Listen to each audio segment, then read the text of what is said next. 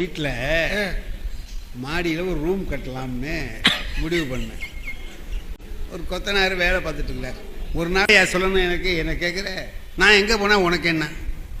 இல்லையா 3 கம்பி வேணுயா, அது இல்லாமல் வேலை நின்று போயிருக்கு. உன் சம்பளம் தான், நீ தான் சம்பளம் கொடுக்க போகிற. வேலையே பார்க்கல காலையிலேருந்து, உன்னை தேடி தேடி பார்க்குறேன், காணும் இப்போ தான் வர்றேன். சரி இப்போ என்ன செய்யணும்? 3 கம்பி வேணும். வேர்த்து ஊற்றுது, மயக்கமாக இருக்கு. போய் அந்த டூ வீலர் அதில் போய் அப்படி திரும்பினேன்.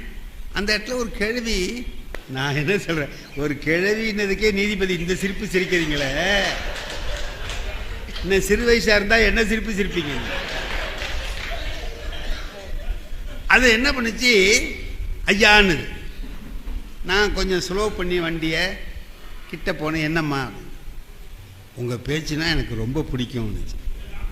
எனக்கு எப்படி இருக்கும், இப்போ கம்பி எப்படிடா வாங்குறது, எப்படி தூக்கிட்டு வர்றது, வெயில் வேர்த்து ஊற்றுதேன்னு நினச்சிக்கிட்டு இருக்கிற போது இது உங்கள் பேச்சுனா ரொம்ப பிடிக்கும். ஆடா ஏமா நீ போமா அப்படின்ட்டு கிளம்புனேன். டக்குன்னு அந்த அம்மா ஒரு செய்தி சொல்லிச்சு பாருங்க, என்னை விட எங்கள் சித்ராவுக்கு உங்கள் பேச்சுனா உயிருன்னு. சித்ரா நான் வண்டி ஆஃப் பண்ணிட்டேன். நீங்க என்ன வண்டியே ஆஃப் ஆயிடுச்சு.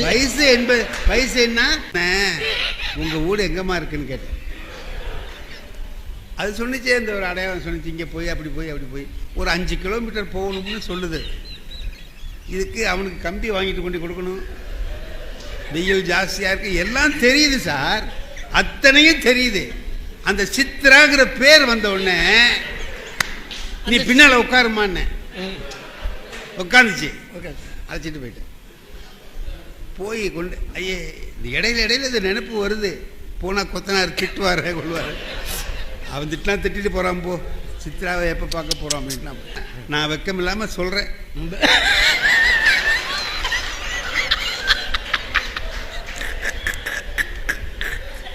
நான் வெக்கத்தோட கேட்டுக்கிறேன். இல்லை அவ்வளோதான் நம்ம சொல்லலாம். அதுக்கு மேலே என்ன ஆச்சு, போனேன்.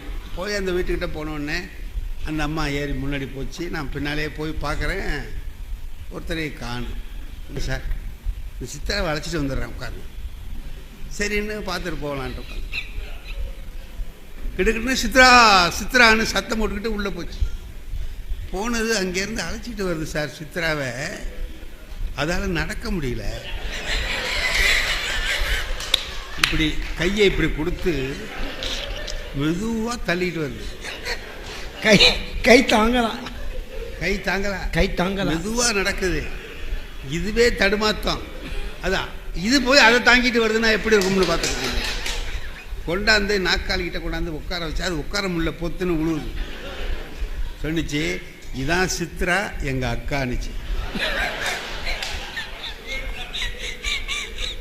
நான் சொன்னேன், நல்ல பொண்ணம்மானு.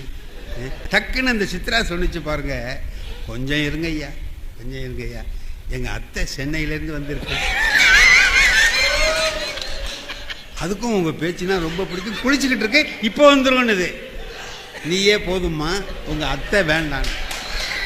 நான் என்ன சொல்கிறேன், எனக்கு வயசு 82 வயசு. 82